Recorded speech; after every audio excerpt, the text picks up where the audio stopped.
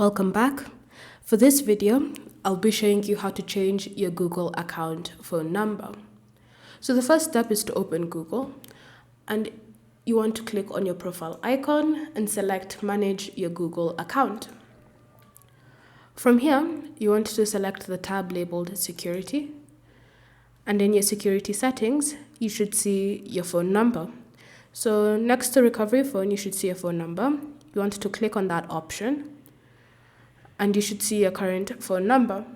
So to change it, click on the edit icon here, and then you want to enter in your new phone number that you're going to use. Then once you've entered in your phone number, you want to click on next, and then ensure that it's the correct number, and then select get code. So then wait for a code to be sent to your phone. And once the code arrives, you want to type it in. Then you want to click on verify, and you'll notice it's updated, so the phone number has been changed. Thank you for watching.